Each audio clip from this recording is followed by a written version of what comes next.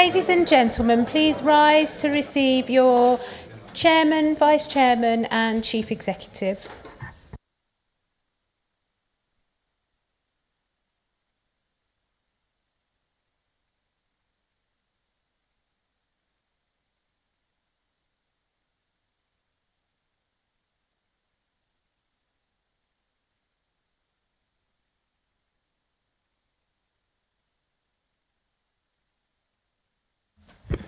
Good evening, everybody. Welcome to this evening's meeting. I'd ask that those of you who are willing and able to remain standing while our chaplain leads us in prayers. Lord, as we gather this evening, we pray that all deliberations and decisions might reflect your grace and purpose, and that the district which we serve might benefit from that service. Strengthen in the members of this council a belief in the dignity of every human being, and a belief in the values of justice and truth, freedom and peace. We also ask that each individual here might call upon you in their time of need personally, enabling them to work continually for the benefit of the area and all who live within it. We ask this in the name of Jesus Christ, our Lord. Amen. Amen. Thank you, Caroline. You're welcome, as always, to stay as long as you like, but I understand you have other places to go, so...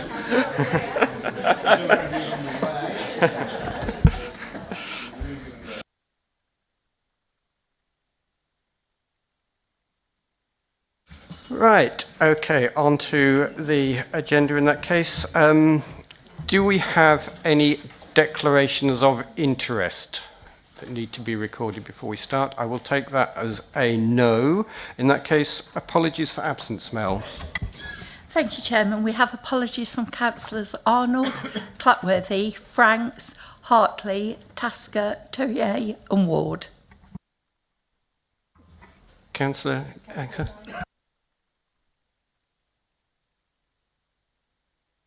Any other apologies from the floor before we move on?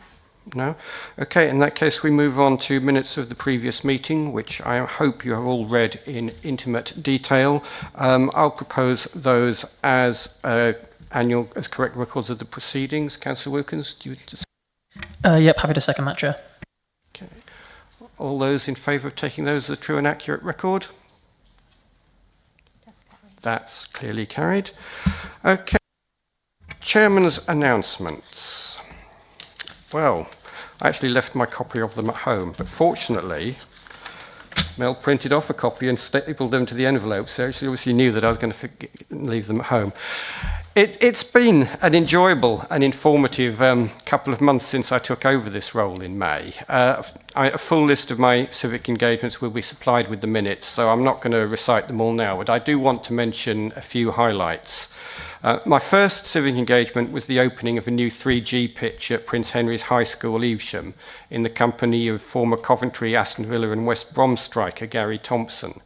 I did have to confess to him that I've never been a supporter of any of the clubs that he's played for, but fortunately that didn't seem to worry him too much. That was followed up by a trip to London for a royal garden party at Buckingham Palace. Unlike my predecessor, who got rained on when he went last year, we came back sunburnt. So sorry, George, but the weather was better for us than it was for you.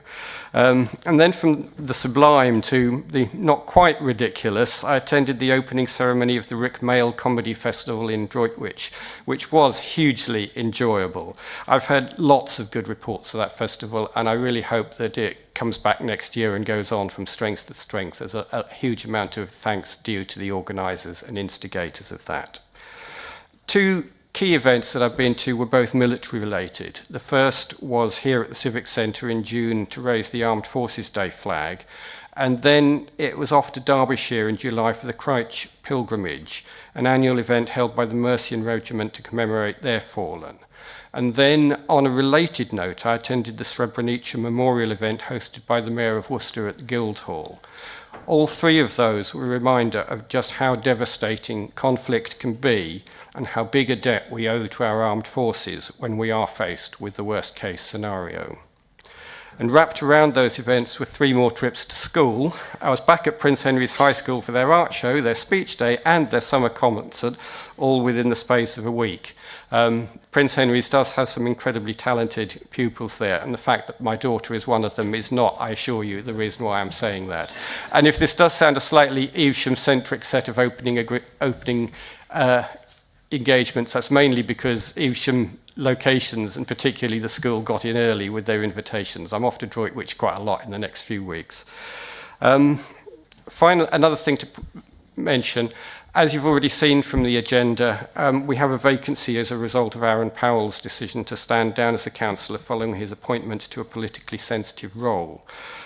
I'd like to thank Aaron for all the hard work he put in, both as a local ward representative for Bretfordton and Offanem, and as a key member of the exec board for several years. He will be much missed, but of course every departure leaves an opening, and I look forward to welcoming Aaron's successor in due course. And finally, just a couple of things, administrative things to remind you of. You should have had an email about it already, but there is the all-member briefing on the 26th of August via Teams regarding local government reorganisation, and then there will be a special council here on the 3rd of September where we will need to make some key decisions on that. So I hope as many of you as possible will be able to attend. Okay, that's it for Chairman's announcements. Public participation, we have no questions from members of the public. Petitions from members of the council, we have no petitions. Notices of motion, we do have a notice of motion.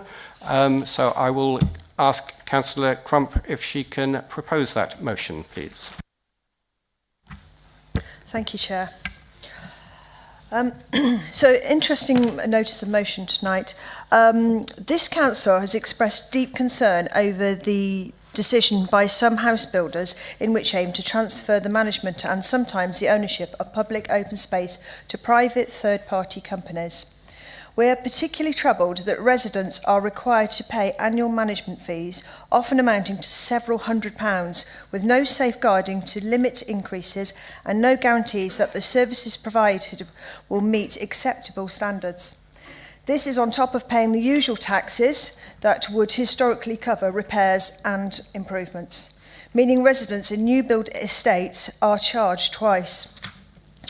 One of our fellow councillors has actually experienced this firsthand, where they have paid their annual maintenance fees, paid on a monthly basis, and they have now been doubled, literally overnight.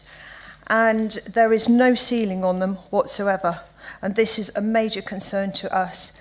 This is almost becoming the new leasehold, freehold challenge that we had in the past, and it's very much concerning.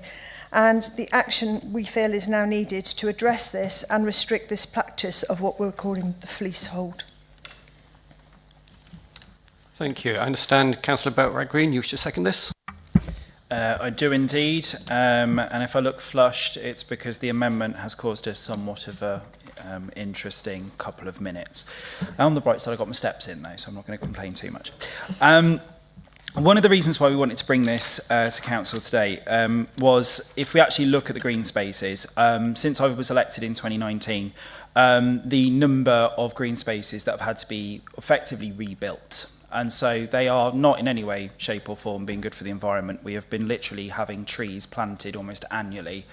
Hedgerows that have become incredibly difficult for us to actually deal with because they've had to be cut back down again. And this is all at the cost as an additional tax to those residents, because whether we like it or not, they actually have gone onto those properties. They've been told how much it's going to cost, but there's no actual way, there's no ceiling of actually stopping those costs continuing to rise. Those green spaces are meant to be areas of enjoyment. They're meant to be areas that actually add to their life experience, and instead they very quickly descend in some cases to being areas that are actually a bit of a burden. And at the moment I do actually have estates in my own ward where trees are on their 8th or 9th generation in the same hole, and I'd just like to point out I've only been a councillor since 2019. So this is one of those where the frustration is coming from existing residents, and that's where we are focused with this, is making sure we give them the support they need to make sure that they are not getting spiralling costs, but also poor quality service. So from my perspective, this has been very much about trying to support our existing residents and trying to make sure that they are able to get the best possible service they can. Thank you. Thank you. Councillor Nick Dawkes, I understand you wish to speak first at this. Thank you, Chair. Yes, I'd like to thank the councillors for bringing this motion to our attention. I too have been a victim of so-called management companies in the past, and if we can stop them from gaining any further control, that would be great. As a result, on previous planning committees, we've already enabled some parish councils to take over their green spaces. So I'd like to propose this amendment. One of the key concerns raised by the residents is a transfer of open spaces on new developments to private management companies, resulting in these ongoing service charges and limited public accountability. So as a pragmatic alternative, our planning officers will negotiate with developers to seek and include a clause within the Section 106 agreement that gives the parish council the option to adopt open space. This would also allow a commuted sum for part of the management and maintenance to be transferred to the relevant parish council. This provides flexibility and allows parish councils to assess whether they have the capacity and the appetite to take on these areas, ideally early in the development process. Where taken up, this can help ensure more locally accountable management and avoid the imposition of state charges on residents. Also, we'd like to include existing green spaces by helping parish councils to explore how to adopt them themselves. Thank you. Thank you. And Councillor Robson, I understand you wish to second this? Yes, thank you, Chair. I'm happy to second this amendment to the motion. The original motion is one I totally support in principle. The issue with the management companies either not delivering the service and or increasing their fees is becoming a major issue for many residents. I certainly have complaints in my ward about it. This amended amendment gives us something practical, effective and real that will put things into motion immediately and will also help support the existing green spaces be adopted by parish councils. Thank you. Okay, thank you. I've seen a couple of hands go up already who wish to speak to this. Councillor Birch, I think your hand was the first to fly into the air. Thank you very much, Chairman. I'll be supporting the amended motion come forward, and of course you may think that's along party lines, but it's not, and I'll explain why. Purely based on the principle of, I believe that the amendment gives a more concrete suggestion in terms of how we move forward, and it gives us something to go off. I think the original motion is slightly vague in terms of how we go about addressing this issue, as opposed to the amendment, which gives slightly more clarity in terms of how we can go about changing the process to make it fairer. However, I think what's been mentioned by pretty much everybody in the room so far is around the issue of existing developments where management companies are already in place. Now, we've got a very large one in Droitwich, the U-Tree development, where there are hundreds of houses, and time again we've gone back to them and said that we want to adopt it. We want to take it back from the developer because we don't think they've done a very good job. I think there's two reasons why realistically the council and parish council should look to adopt new developments, and that's first and foremost because it's cheaper for residents. It removes that us and them, the secondary charges. And secondly, I think we do a better job of maintaining estates than developers and management companies do. We do it on the basis of finding good services. They do it on the basis of cutting costs. But as far as the U-Tree development is concerned, we've reached out to the developers and they've remained unwilling to hand it back. And unfortunately, we're too late for 106 there. So I'm very pleased that Nigel Huddleston MP agreed to take it up already, these issues in Parliament with the relevant ministries, in terms of how we can go about getting the legislation in place for where a management company is managing an estate, how parish and town councils can go about reclaiming that land, how they can go about taking those developments back under their control, removing the management company, and having it so that the town and parishes are maintaining them as they should be. So I'm very pleased that that work is already ongoing. So as far as the original motion's concerned in terms of formally raising the matter with local MPs, well, luckily the MP that covers the majority of Wychavon has very much taken that on, and the work is progressing, and I'm sure we can feed back to council at some point in terms of how those discussions go. But I think it's a large issue. This motion very much deals with the process going forward, but we do need to look back at the existing developments where the estates aren't being managed properly and how we go about changing that as opposed to accepting it as a done deal. Thank you. Councillor Liz Tucker, I think I saw your finger go up very early on, almost at the same time as Dan Birch. If I'm right in thinking it was your finger in the air, then you are next. That was my finger. I wanted to just check. This is an amendment, but as I see it, it's an addendum. In other words, it's an additional set of words onto the original amendment, because no suggestion has been made that anything else should be taken out. So I'm perfectly happy if we're talking about this being extra, but not if it's removing our own bullet points. If you could just to clarify on that, the wording of the amendment shows some bullet points struck out. The proposal, as I understand it, is that those will be removed and replaced by the new wording. Thank you for making that clear. I think that is unfortunate. I completely am in sympathy with the remarks that have been made about the extra paragraphs that you've been talking about. I see no reason why it should eliminate what was previously being said. And I think it's unfortunate, since you were obviously very pleased that we put this paper on the table. Thank you. Okay, thank you. Councillor Emekerzy. Chairman, thank you. Can I first of all thank Councillor Crump for bringing this motion, which allows us to recognise the difficulties that a lot of our residents are experiencing. And thank you to Councillor Dawkes and Councillor Robson for bringing the amendment. I think the difference really, when the motion highlights the issue and the amendment brings it into more of our control so that we can have an immediate action on it.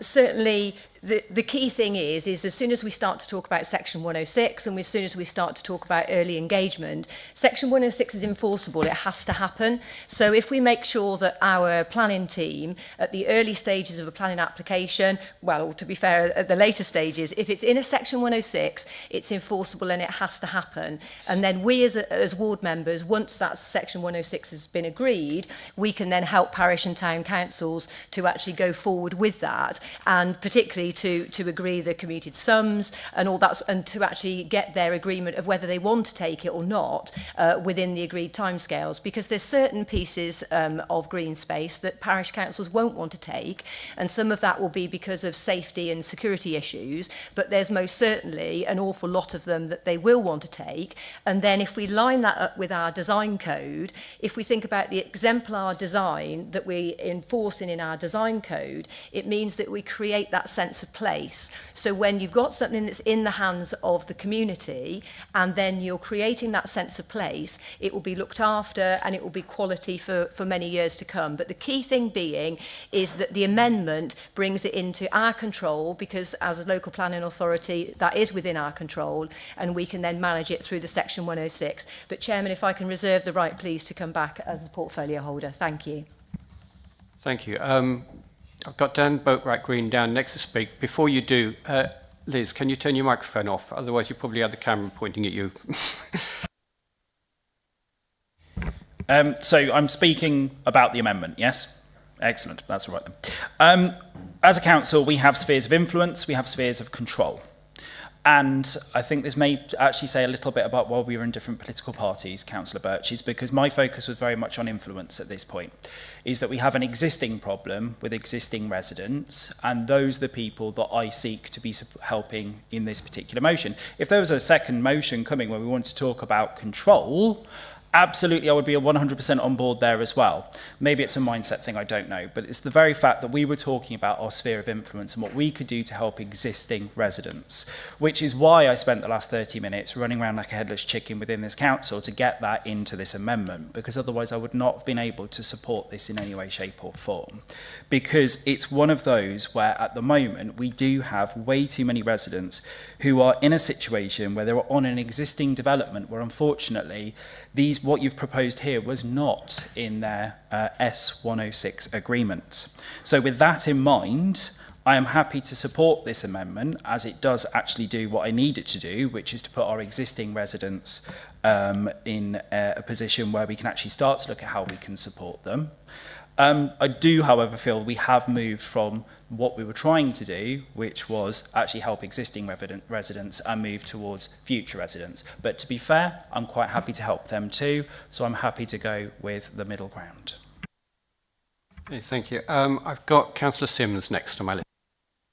I just quickly wanted to, thank you, ask about Councillor Dorks mentioned funding and enabling PCs, parish councils, to take over these green spaces. So I would ensure that under the Section 106, whenever that comes in, that this is looked into, please, because there are significant costs in this for parishes. Thank you. And Councillor Richard Morris. Thank you, Chairman, and good evening, Council. I too am very pleased that you brought this motion. I think it is relevant and apt with many of the issues that go on. Councillor Birch mentioned Yew-Tree development in Droitwich, and Councillor Grady, and I've spent a lot of time trying to work with residents on the Yew-Tree development. One of the big issues is that developers move on and don't ensure that sites are left appropriate or in a suitable way, and you're spending all your energies and all your time trying to communicate with developers and bring them back to finish the job that they should be doing. That really annoys residents, but then the management company will often take the sites on when they are not fully complete. And that leaves us as councillors kind of redundant in a way when we're powerless to try and influence a position which really does become annoying because we've all been elected to serve our residents and to do the best job we can for our residents. So it's not a position that we like to be in, and we find the management companies won't often communicate with us as well. They tend to bypass us very often, and that is unsatisfactory. So I have a lot of empathy with this motion. Why I'm supporting the amendment is that I want to see something tangible being done. And if it is for the future where we have processes that we are in charge of and we can lead, then I'm happy that that is a good movement forward. But I do accept there are existing residents that may still not feel that they're being supported, and I think we need to continue the discussion to see how we can actually support them, maybe at a future council. Thank you. Councillor Charles Tucker. Thank you, Chairman. Taking the point that the leader just made, I think we do have to continue this discussion on other aspects of the management fees that people are being asked to pay now. Because after all, what effectively they're being charged fees without any regulation whatsoever, and have no control over how the charges are set, what is actually included in them, and any mechanism by which they can appeal against the charges or get them reduced. But the thing that I was picking up on in the proposed alternative options was a reference to commuted sums. Now I recall, and I'm afraid it's a reference back to many years ago when Wychavon used to take on bits of green space within developments with a commuted sum, and then they decided that they wouldn't do it because the commuted sum didn't cover all the costs. Because commuted sums tend to last for, I believe, 12 years is a standard figure, and they are defined on a particular basis, which doesn't necessarily include all the costs which are incurred. So I can quite see that a certain number of parish councils might well like to take them on, but when they can see that there is an open-ended commitment coming down the road 12 years on, again, quite a lot of them, I think, will start to ask the question, should we take this on? So I don't think commuted sums are necessarily the answer completely. While it would be nice to think that the parish councils will take many of these things on, as I say, Wychavon used to do it and stopped doing it because they didn't get enough money to pay for all the costs. So don't be surprised if some of the parish councils are less than willing to take on something which is a bit of a pig in the poke, that they don't know what the costs are going to be in the future. Thank you. Thank you. Councillor Middleborough. Thank you, Chairman. When I first read the notice of motion, I thought, good stuff in there, but actually it didn't strike me as a notice of motion. It struck me as something for a council debate. I think moving it forward today by actually having some hard facts for us to change the arrangements for future developments, I think is something that we need to do today and not hang around with that original notice of motion, which quite honestly was a bit flaky, really, and it didn't pick up all of the points. You see, I would have thought, if you'd been in researching it, you would actually, one of the big issues is change of ownership of management companies being sold abroad, people taking the money. There is some real difficult things to actually consider there, and I would quite like this to actually come back as a notice of, for a council debate in the future, and I think it would be a topic well worth debating in terms of existing arrangements rather than new arrangements, and for those of you who've got the opportunity to do that, great idea. So I will be supporting action today and not this slightly flaky discussion in the first part, without being rude in saying that. Okay, I'm not seeing any other hand. Councillor Liz Taggart, you have already spoken once. Did you? Oh, I'll give you 5 seconds. Go on. I think you are allowed to speak on the amendment. I just wanted to, got my mind gone out of way now, but I can see that you are going to support the removal of the bullet points and replacement of what is a perfectly sensible amendment. I just wish we could have both. But I do, I think that if you're talking about having it come back for debate and that sort of stuff, I don't see that as a positive way forward. And I'm sorry you think that the original motion was flaky. I'd think it would be better to both agree action today as recommended and to send it to scrutiny to do a detailed task force on all the issues that could range around this. And we'll talk more about scrutiny in the next item, but it's too important just to let it drift into a debate. Thank you. Okay, thank you. Well, I'm now definitely not seeing any more hands up. So back to Councillor Dawkes to sum up his amendment, and then we will go to the vote. Thank you, Chair. I'd just basically like to say that Councillor Boatwright Green was proposing a cure. I think prevention is always better than cure. This amendment offers both prevention and cure, and therefore I'd commend it to everybody to vote. Thank you. Okay, so we will now go to the vote. The vote is on the amendment, so you are voting in favour of the amendment at this point. All those in favour of the amendment?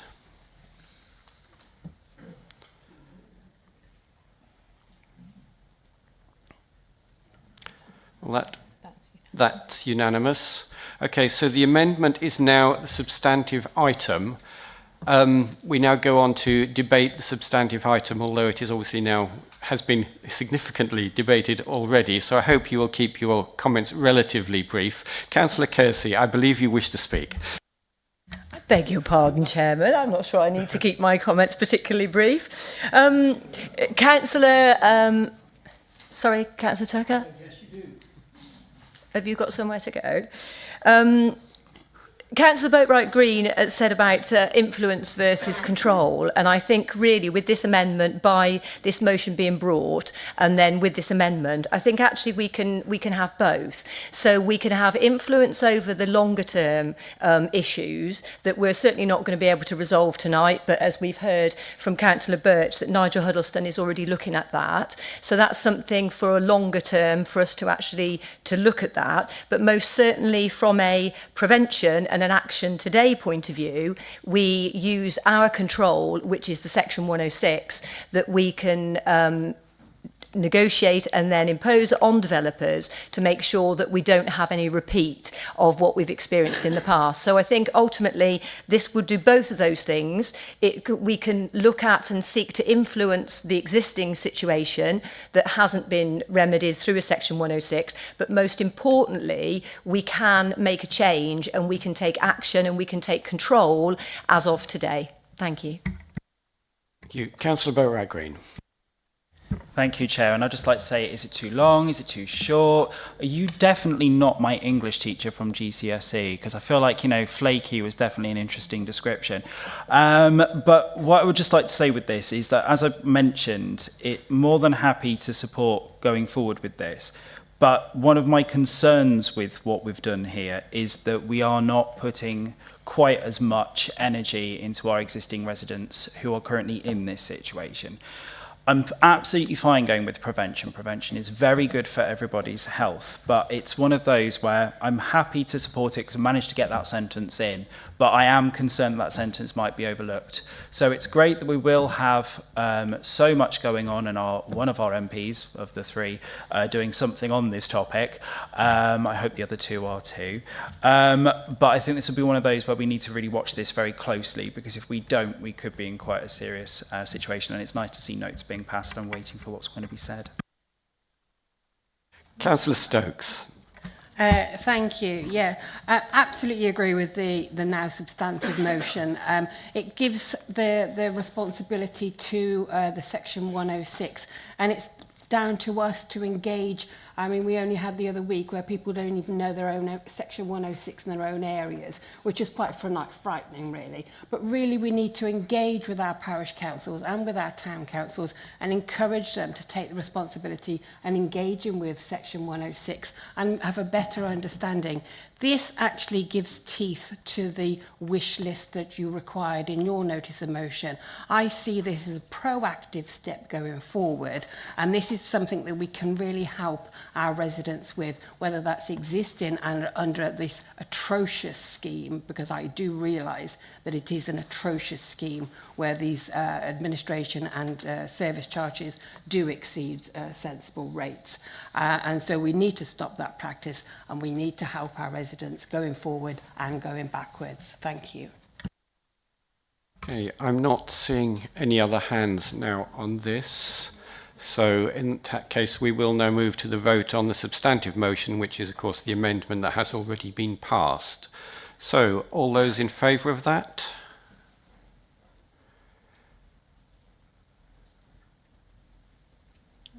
And that's unanimous. Thank you all very much.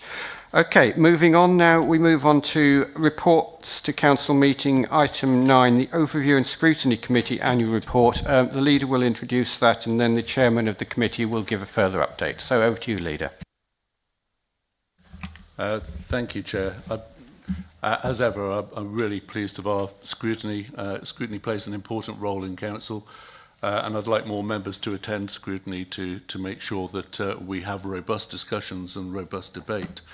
It is superbly led by our chairman, Councillor Charlie Homer, and the whole team, and I pass to Charlie to take us through the report.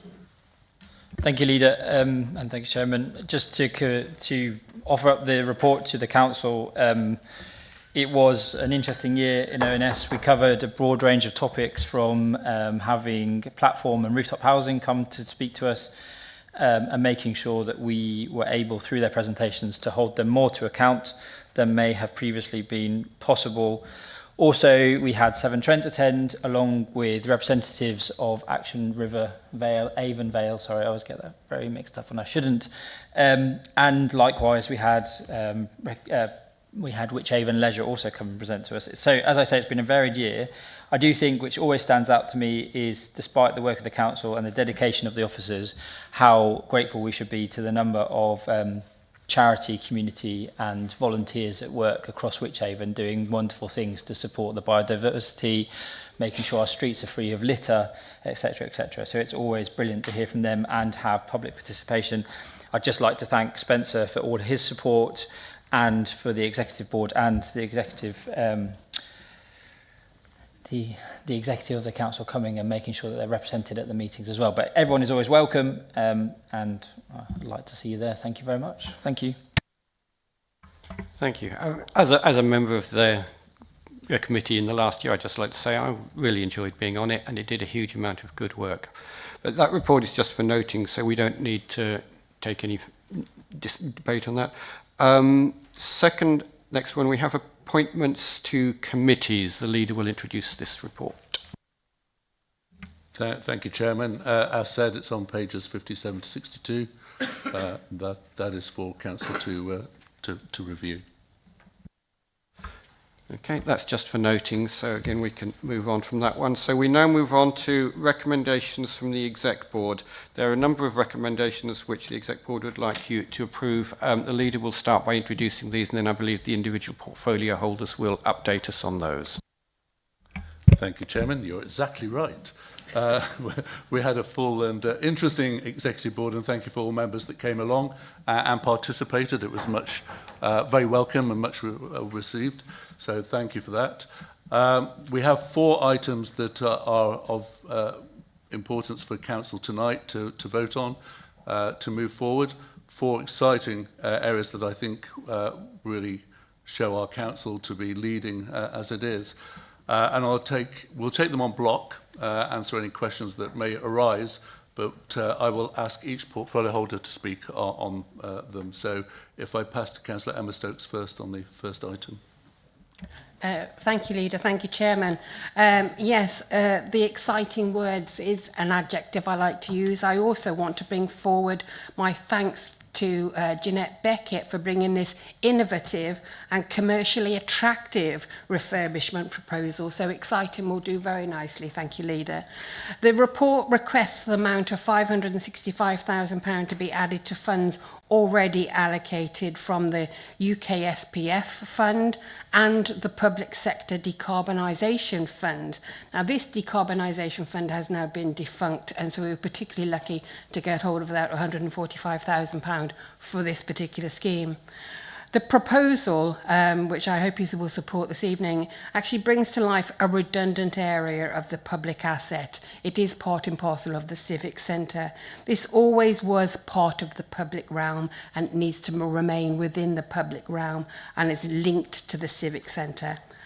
The commercial interest in having a suite of offices and meeting rooms is a good use of our assets to potentially return an office market rental income of approximately £30,000 to £40,000.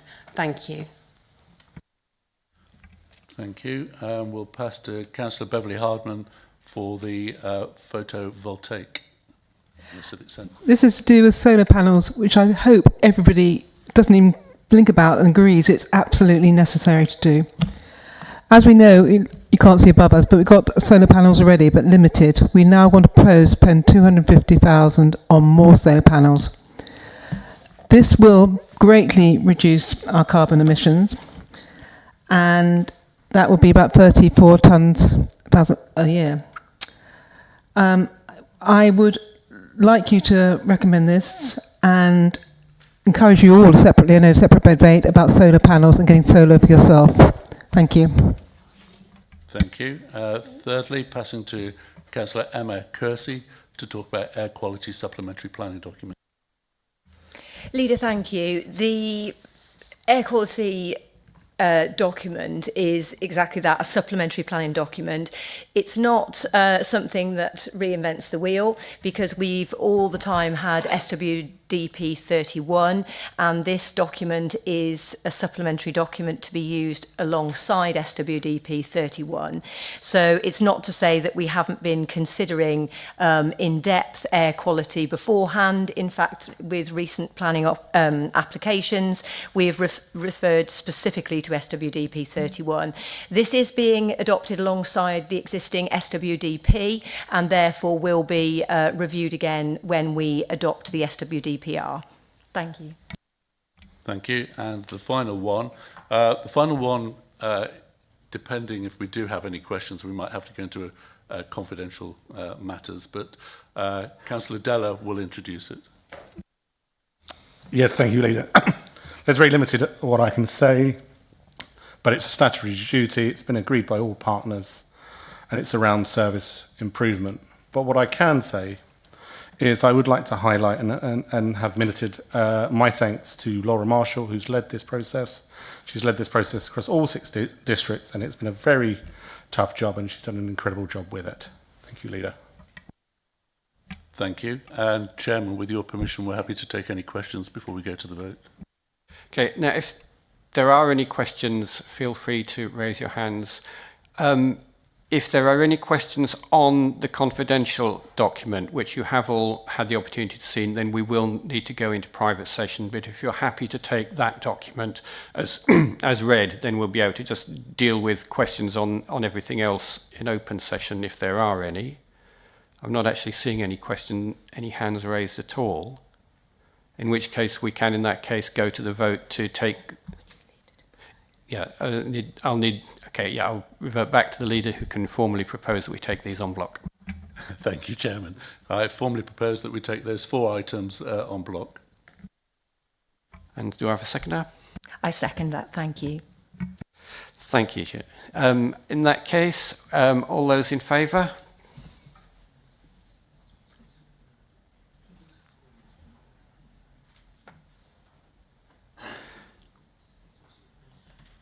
All those against? And all those abstaining? That's carried. Thank you. Okay, thank you. Right, in that case, we can now move on to reports of chairman, starting with the exec board and leader. Thank you. Yes, the meeting on the 9th of July went into other matters than the 4 that we've just covered. We covered a number of areas. In my leaders update, I talked about major projects such as the Raven Hotel, Riverside, Pershaw Motor Group site. And I will do that at every executive board, give an update on major projects from the council. And I know there's a lot of publicity at the moment with Riverside and some of the maintenance, and I thank officers and Councillor Homer for trying to get to a solution on that as well. We looked at the budget outturn for 24-25, which is showing council to be in a strong financial position. Treasury management outturn for 24-25, also showing a very positive results, which have now been considered by the Audit Committee. The letting of space at the Civic Centre to Worcestershire County Council was a further item. The approval of Section 106 expenditure, and before I finish on my report, I'd like to pass to Councillor Adams just to give an update on the Section 106. Thank you, Leader, for letting me come in at this point. There were so many went to our last board, which were all passed by the board, the recommendations from the advisory panel. But it was just, I wanted to just go through them as briefly as I could and just give you a flavour of what some of these applications were about. And they, you know, like I said at the board, the length and the breadth of benefited from 106 or the Community Funding Advisory Panel, which deals with the UK Prosperity Fund. So starting with the Breedon playing fields, this was the 106, this was external tables, tennis tables, external onesies, which is just over £4,500. Inkborough Sports Club, two permanent, fully enclosed cricket net structure. You'd think I'd say about football there, but they're into cricket now at just over 31,000. Pershore Riverside, down in the town, this was improvements including new windows and that sort of thing, at a cost of 81,000. Just over. Pimvin Memorial Hall, as I said, and Dan agreed at the executive board. Nice to see this back on the books there and supporting them. This was an extension, changing rooms and kitchen, that sort of work. Just over 165,000. Saltway PC, this recreation ground. The last of the 106 is two pieces of play equipment at just about 3,500, just under there. So moving on to the UK Prosperity Fund, Age UK and Wychavon Older People's Champion, 16,000 or just over.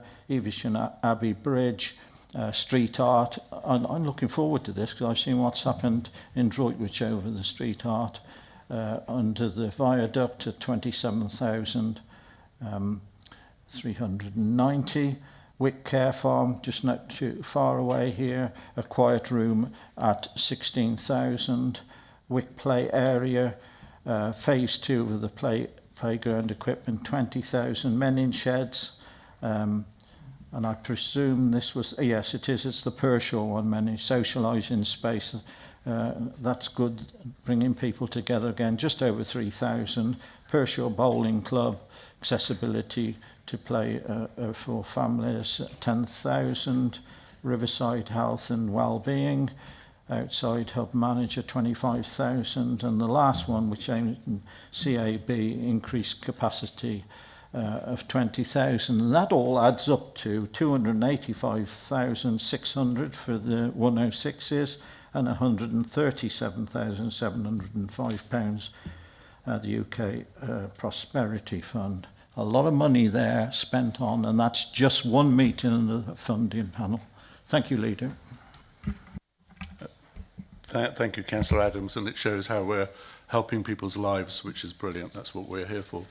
The final layer of the Executive Board was a report on the great projects funded by the UK Shared Prosperity Fund. Councillor Adams has just alluded to some, and the Rural England Prosperity Fund for 2022-2025.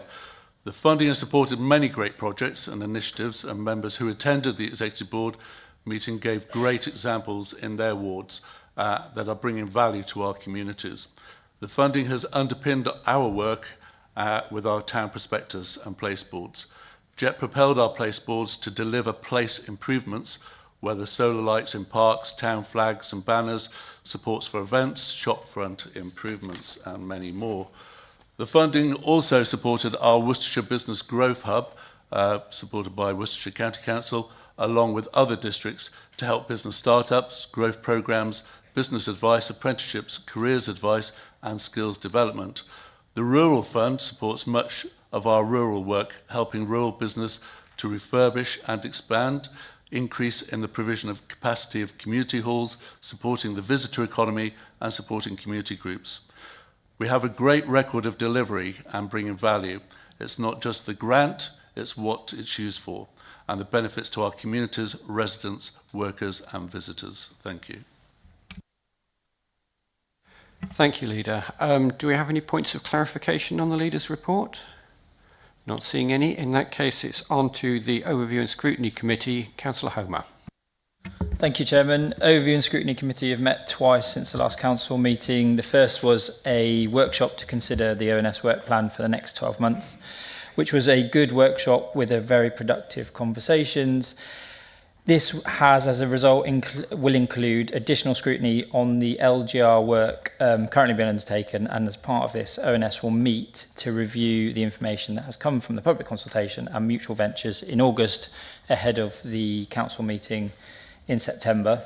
A further outcome of this workshop is that members of ONS, yet to be determined, have been invited to attend future residents' meetings of these social housing providers as observers, so that we can see firsthand how our social housing providers work with tenants, especially around issues that are important to them, rather than just having the housing executives come forward and give us a presentation annually. We felt that that was a better way, more productive way to have some scrutiny over that area of work.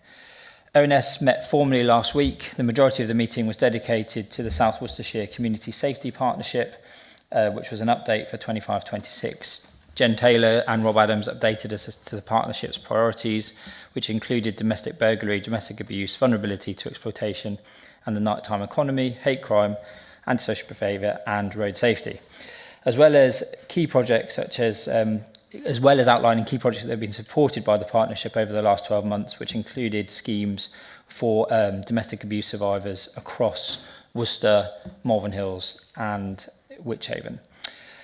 Jen also outlined the funding for the partnership, which is an £86,000 grant from the Police and Crime Commissioner, with allocations to initiatives like street pastors and domestic abuse training, among other things. This led to an interesting discussion around some of the partnership's statutory duties, how the partnerships are funded, and the need to review this by the PCC to mitigate potential shortfalls in the future. Lastly, we welcomed new committee members while bidding farewell to some seasoned veterans embarking on new challenges. And it would be remiss of me not to thank Charles Tucker, who was given almost 15 years of service to the ONS committee, so long that we may have also started a task and finish group to understand why. And I have often enjoyed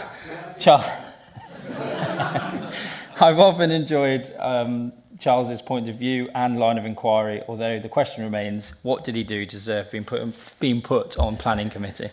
Still, that's my update for the council. Thank you very much. Thank you, Councillor Homer. Do we have any points of clarification regarding that? No, in that case we move on to the Planning Committee. Councillor Wright. Thank you, Chair. Actually, I think Councillor Tucker will be uplifted by joining the Planning Committee. Is that correct? We will see. We've had 3 Planning Committee meetings since the last Council, comprising 12 applications ranging from major developments to travellers' pitches, PIPs, and variation of conditions, the last one being for an approved dogfield site in Cutnell Green. Quite a variety, and as usual, some contentious plans that the committee have debated, in my view, in an efficient and positive manner. I would like to add my congratulations on behalf of the committee to the joint planning departments of Wychavon and Malvern Hills for being awarded the Royal Town Planning Institute's West Midlands Local Planning Authority of the Year Award. That's a long word, isn't it, for 2025. In Vic's roundup from last week, I quote, "It reflects the professionalism, dedication and teamwork that continues to deliver a strong outcome for our communities." So I hope, Ian McLeod, you can pass it on to your staff. Humorously, I suggested to Carl Brace, Development Manager, that the Planning Committee should also be included in this award, as it seems to me that they play a significant role in determining outcomes. Although I think he nodded in agreement, unsurprisingly, they were not included. As you know, the government have produced proposals to modernise the planning system, particularly the planning committees, as if they want modernising. I'm not sure the answer to that one. Irrespective of any political affiliation, I feel that the government proposals are the thin end of the wedge. The aim being to reduce the effectiveness and input of these committees, thus limiting the valuable oversight of applications, and to favour delegation to professional officers who may not have the same opportunity to question and challenge applications, or indeed the local knowledge and aspirations of communities. I would therefore urge Wychavon to put as much pressure as possible to keep decision-making on local applications decided by the local planning authority in conjunction with, hopefully, an efficient and knowledgeable planning committee. So, in conclusion, although the Planning Committee was not included in the award, I would like to take the opportunity to thank members for their hard work and diligence in what is sometimes a very thankless task. Thank you, Chair. Thank you, Councillor Wright. Do we have any points of clarification on planning? No, it would appear not. In that case, we move on to the Licensing Committee. Councillor Day. Thank you, Chairman. I think it would be remiss of me not to begin by saying thank you to you for all the hard work that you've done in chairing the Licensing Committee up until this point in time. In preparing for this, I did look through several of the videos that you've done in the past, and I was conscious of the brevity that you always achieved in giving this report. So I'll see if I can do just as well going forward. There has not been a meeting of the full Licensing Committee since the last full council on May the 14th. There have, however, been 5 meetings of the Licensing Subcommittee, and my thanks to all members of the subcommittees for handling all of that work. And they have handled 4 car licences, 4 private hire driver licences, a taxi licence, a premises licence review for the Defford Arms, the Savour Food and Wine licence application in Droitwich Spa, and also a premises licence just last week for the Tesco Express in Elm Road in Evesham. Thank you, Chairman. Happy to answer any questions. Thank you, Councillor Day. Do we have any points of clarification regarding licensing? No, in which case we move on to the Member Conduct Committee. Councillor Raphael, sitting right over there in the back corner. Chairman, thank you. The Member Conduct Committee has met once since Council last met. The principal business of our meeting was to hear an appeal from a parish councillor who wished to appeal the decision of an earlier Member Conduct Committee. The monitoring officer introduced her report, which set out the 3 separate complaints received. She explained that following a full investigation, the investigating officer found that there had been breaches of the Code of Conduct and made several recommendations. The councillor concerned did not accept the report or the findings, hence the appeal. The committee, consisting of both elected and independent members, sat for almost 3 hours to hear the complainant's grievance. The committee only considered the merits of the matters that were before us, and only in our capacity as Wychavon District Councillors appointed by Council to the Member Conduct Committee.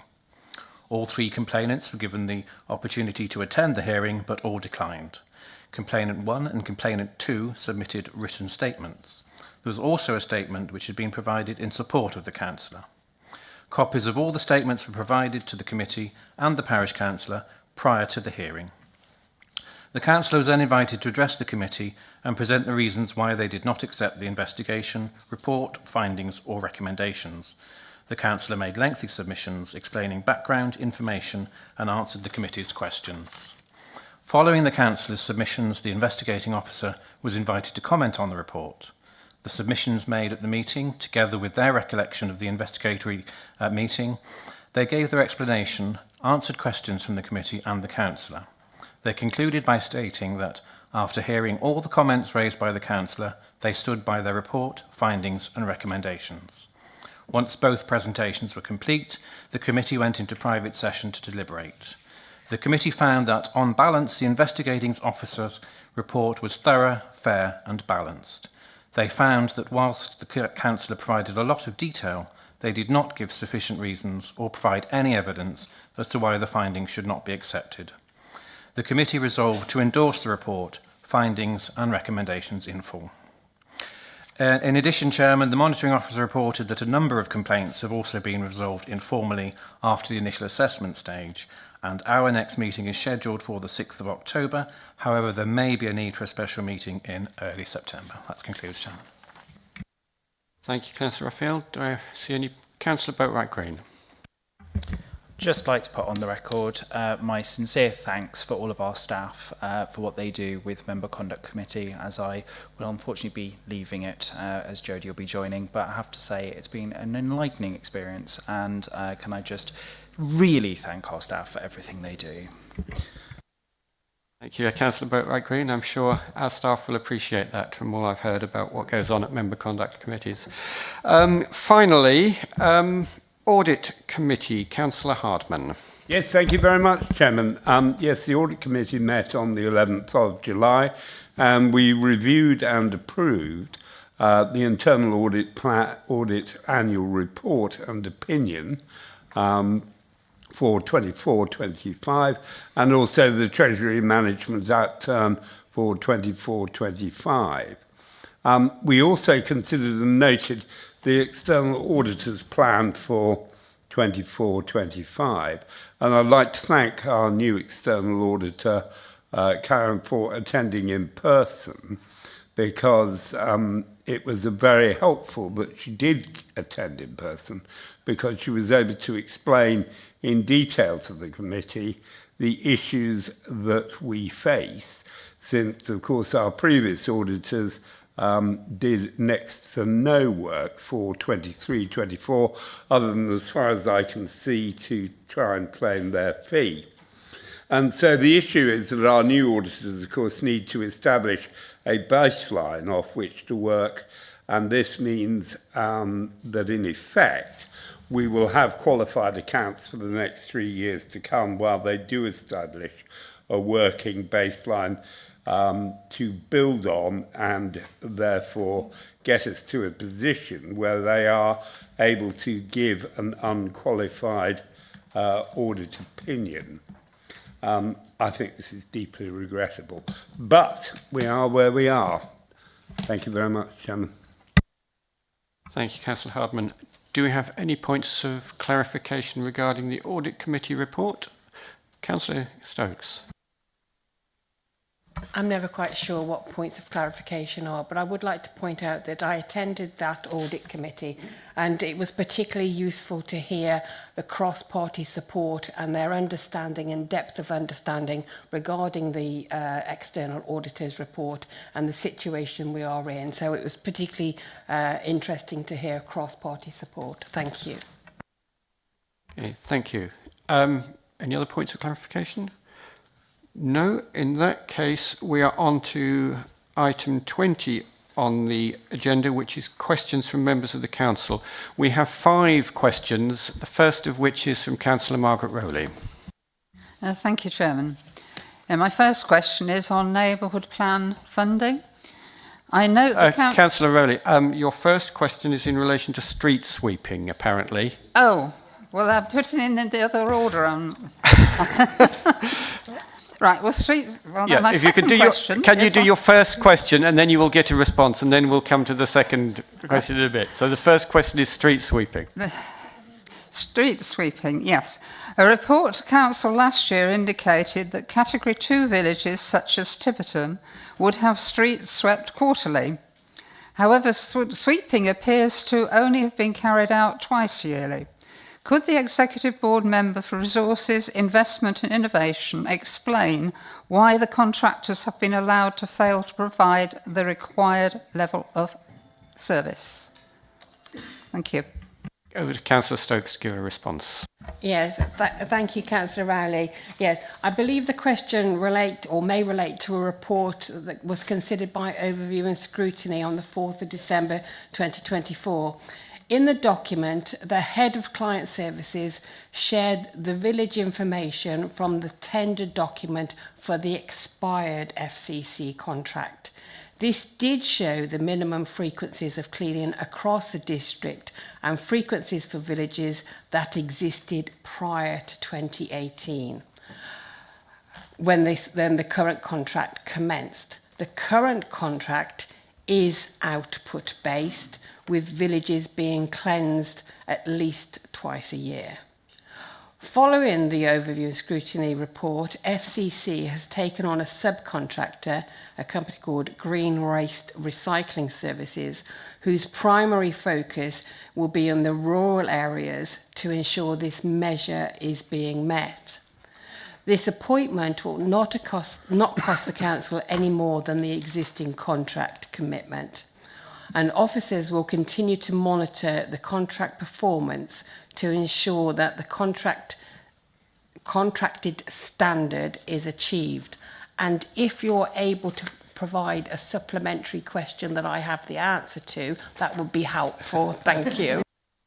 Yes, I wonder if we could be informed as to what the current situation is. It was extremely embarrassing because I quoted that 4 times a year to the parish council, and they did start monitoring and found it was only twice yearly. Yes, thank you, Margaret Rowley. It was one of those situations. It was an expired contract that came before you. However, I've taken the liberty of getting some villages because I think we were all interested in which villages are being cleaned and at what point. And I'm actually pleased to say that since June, since the contractor has been appointed by FCC, they've cleaned 23 of the villages, and the next 16 of which are, I'm going to say, I thought Tiverton was on this one. Where's Tiverton gone?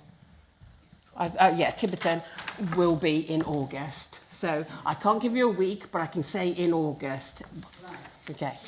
Thank you. We'll be watching out.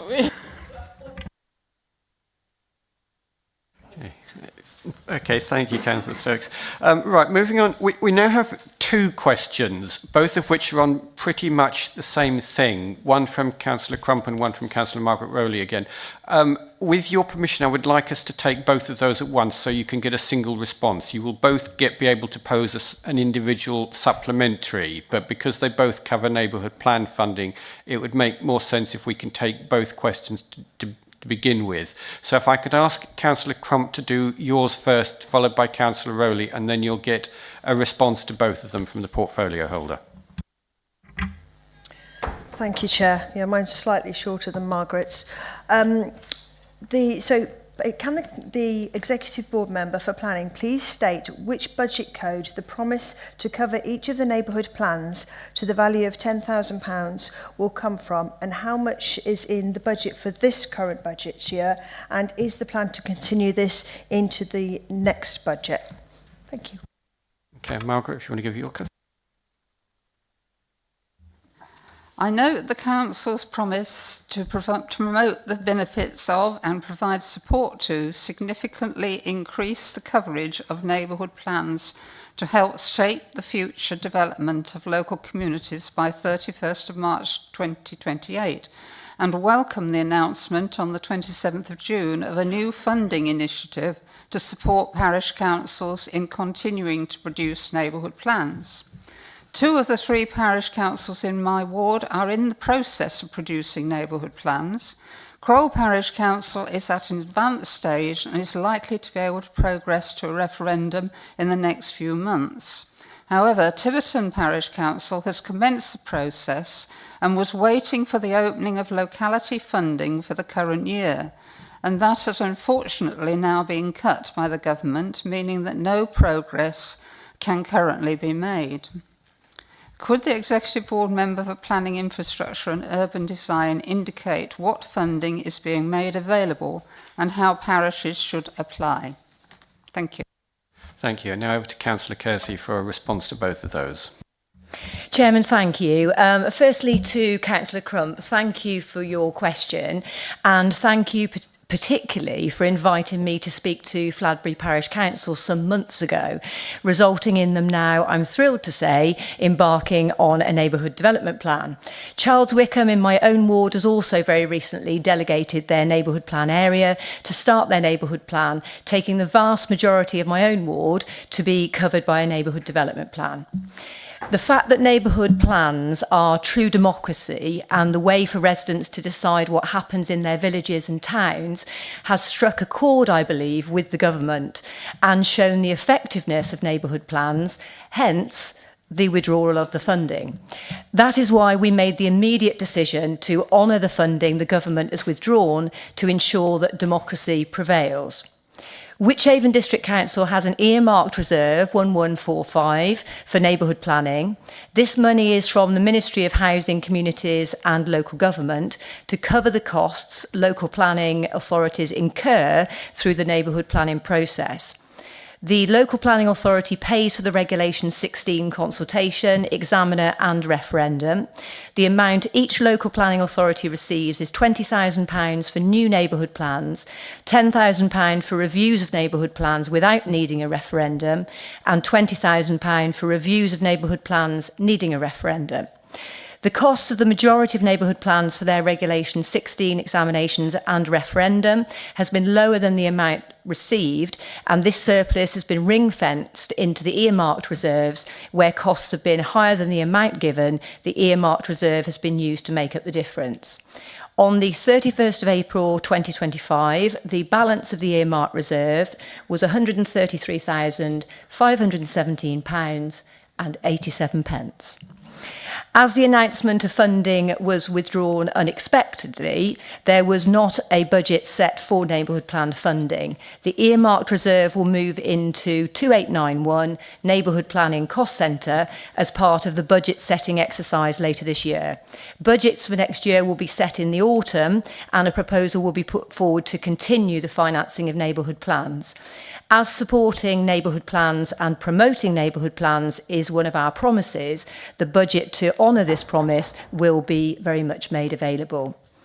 Councillor Rowley, as a long-standing member of the Planning Committee, you know very well the importance of neighbourhood plans. You may be able to take the New Boy 2 Planning Committee under your wing in the process.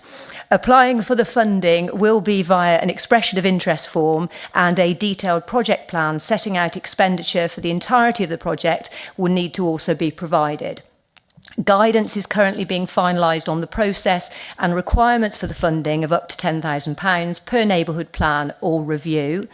Parish and town councils will be contacted within the next few weeks with this guidance and how to apply, and this very much mirrors the current process followed by locality funding previously. Thank you, Councillor Kersey. Councillors Crump and Rowley, do either or both of you have a supplementary to that? You can take it. Well, no, thank you. I just look forward to seeing that information as soon as possible, because we are actually paused our plan at the moment. We'd very much like to continue. That's the Tiverton plan. Yeah, if I can help you with that, Councillor Rowley, there is no need to pause anything. The funding will be continued. You don't need to wait for anything. That funding is guaranteed. So very much tell your parishes to carry on exactly as they are, particularly at that advanced stage. So you can carry on without any concern there. I've actually seen the paper for the process this week, so that will be out imminently. Thank you. Thank you for your response. Could you send that to me in writing, just so I've got a breakdown of that? That'd be lovely, thank you. And I will tell Flabberry to carry on in pursuit. And also, we have others that may also be doing so, but their concern was, is there going to be enough money in the pot? And they obviously didn't want to start down the process and then run out of funding. If I can, Chairman, it's interesting that the funding obviously has always been available, but people haven't necessarily been banging down the doors to actually embark on neighbourhood plans, but in a way, in a strange way, by the government actually withdrawing the funding, it says what a brilliant thing neighbourhood plans are. So it's made people encouraged to actually go ahead with neighbourhood planning, which thankfully we've made the right decision to support democracy and for us to actually, as a council, fund the neighbourhood planning. So yes, absolutely. And if anybody has any concerns with the amount that's in the budget, particularly the 87 pence, between now and when the next budget, if every parish decided tomorrow to email the Planning Policy Department to say that they wanted to embark on a neighbourhood plan, we would still not exceed that 133,000 before the next budget.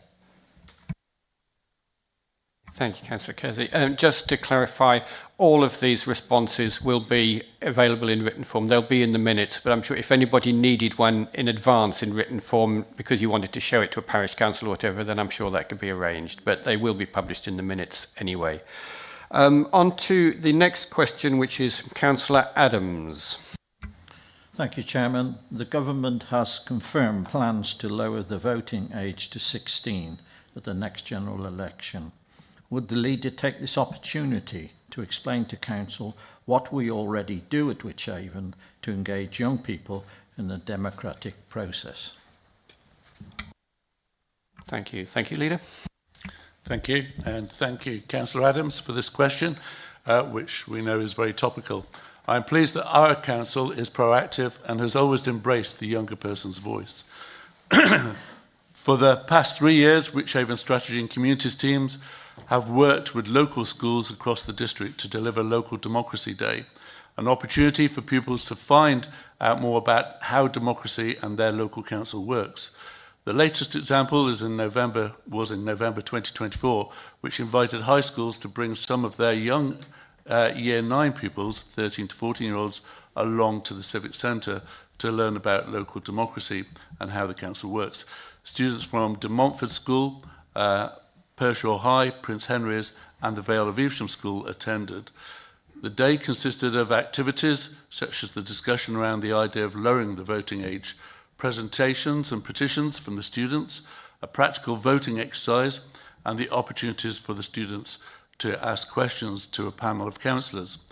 Based on the presentations from the schools, Wychavon officers have followed up on the issues raised, such as Evesham Town Centre and crime and safety in Pershaw.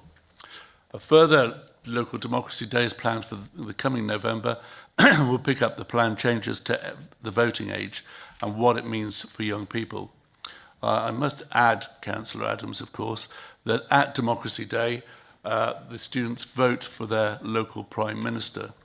And from elected members present, and yourself, Councillor Adams, consistently wins and is anointed as the Prime Minister of Wychavon. So I presume you're quite eager to lower the age of voting. In addition to Local Democracy Day in 2024, Wychavon's communities team produced a pack of resources for all middle and high schools in Wychavon, focusing on careers and structures in local government. The resources were aimed to support schools in the delivery of their careers education programme. Through our social mobility initiative, our successful work with schools continues alongside the support for free school meals and pupil premium students. Wychavon has supported schools through the Power Up mentoring programme, with a number of officers acting as mentors, and is currently delivering a pilot scheme with Benchworth School aimed at increasing resilience. Outside our school work, Wychavon also commissions youth provisions for the district, giving young people a voice and encouraging participation. I hope you can all agree, as a council, we work with the young people and their voice and involvement in decisions where we can. As we get nearer to the planned change happening, I'm sure that the activity will increase. Thank you. Thank you, Leader. And finally, in this section... Oh, supplementary, if I forgot about your supplementary. It was such an eloquent response that I was completely misled there. Yeah, and thank you to the Leader for a very full response there. And just moving to the future, my supplementary would be, would the Leader be happy to support me as a portfolio holder for young people in considering what else we could do given the government's plans to lower the voting age? So I'm looking to the future.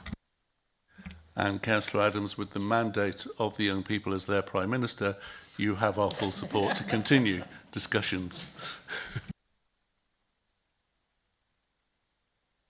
Okay, and apologies for interrupting you and trying to move on a little too rapidly to Councillor Boatwright Green, who has the final question in this section. Thank you, Chair.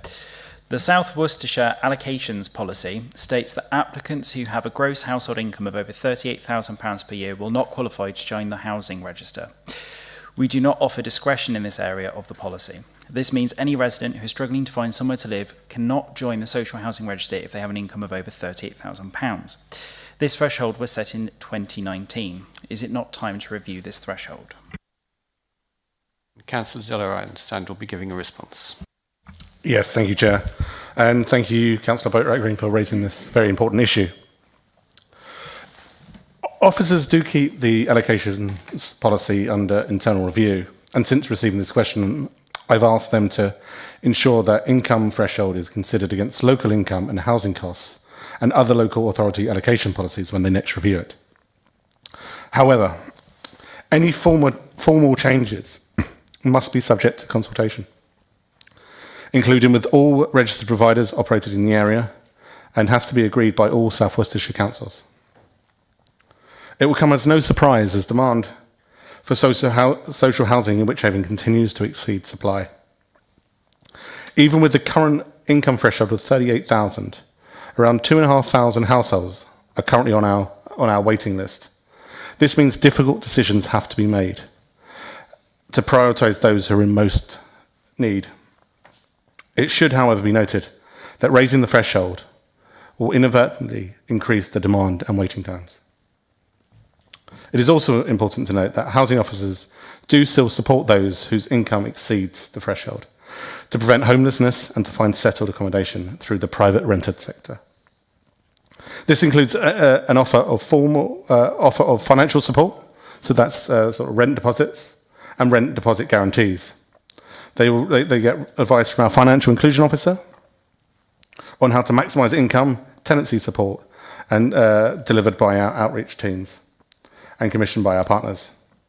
It is also, should be noted, our private sector team are also developing plans to increase the accessibility and suitability of private rented accommodation to encourage and ensure a range of housing options are available locally. Thank you. And Councillor Boatwright-Green, you do have a supplementary. Thank you. Using Bank of England website, between 2019 and 2025 alone, inflation accumulated was increased by 29%, which means £38,000 in 2019 is the equivalent of £48,000 today. A couple working full-time on minimum wage therefore couldn't join our register. House prices in Pershore are 12 times our household incomes, and private rents are not only in short supply but actually unaffordable on minimum wage. I understand all of those constraints that we have, but what exactly am I meant to say to residents who can't afford to buy, they can't afford to rent, and they can't get on the social housing register? It's a very difficult one. Things have to be, like I said, we have to prioritise where we can, and it is a thankless task for our housing team. But what I would say is, if there are individuals, let's look at what financial support we can give them, financial advice we can give them, and help we can give them. And I'm sure we can do that.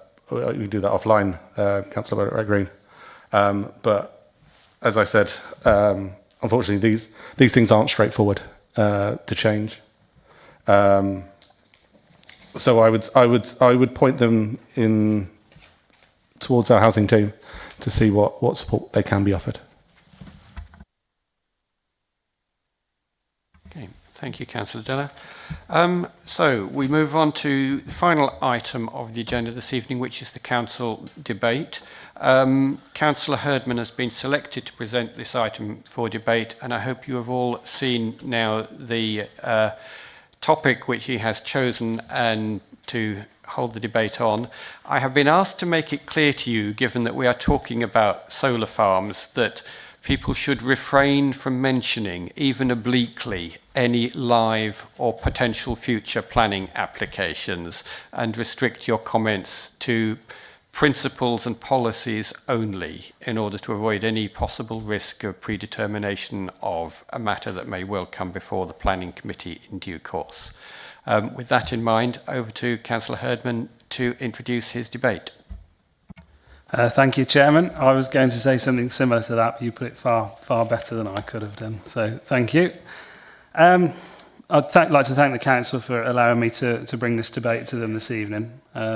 Solar farms are a bone of contention across the district and are a particular issue in rural patches.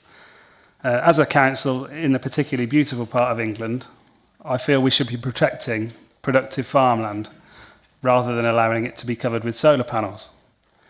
For clarity, I live on a farm just outside Inkborough. I'm no farmer, my in-laws are, and they farm there for 50 odd years. I've helped a bit, I've cried at a few cows being born, and that's about it. But to take farmland out of food production, for me, goes against the whole principle of farming. They destroy habitats for all kinds of animals, and due to their location and the access required to them during construction, they can cause misery to local residents. In principle, solar energy is green. However, in reality, questions have to be asked as to how green these panels actually are. Many of the components are made in China, and they arrive on ships and trains and are transported through our rural areas in diesel trucks. In addition, there's no concrete evidence as to what actually happens to these panels and sites when they reach the end of their lifespan. Experts estimate that up to 97% of the solar panels sold in the UK contain materials that are sourced from the Uyghur region of China, where workers are trapped in forced labour schemes. I'm very much in favour of renewable energy. I run a diesel car myself, but my wife has an electric car. I sell electric trucks for a living, so I'm really keen to get those, get them into places. And we do our best to help reduce our carbon emissions. However, if solar is the best option, we must look at other avenues to create this type of electricity. As a council, I feel we should be encouraging the fitment of these panels to rooftops, industrial, agricultural and residential. I drive around my patch and you see new buildings going up and think, crikey, wouldn't that, where's the power coming from? Should it not be on the roof? We should be looking to fit them to our public car parks. My wife's workplace has a huge car park for their employees and the car park's covered. It now provides 10 megawatts of power for their business, and that's the equivalent of being able to power 3 times the amount of homes that are in Inkborough alone.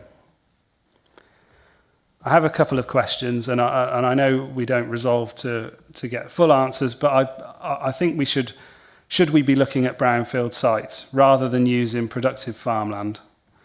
Do we have sufficient information on the whole life of a solar farm and the impact it has on local communities from construction to removal? And would the council investigate the possibility of fitting its public car parks with solar panels? Thanks very much. Thank you, Councillor Herdman, for introducing that. Councillor Kersey will give an initial response as portfolio holder, and then I will open it up to debate.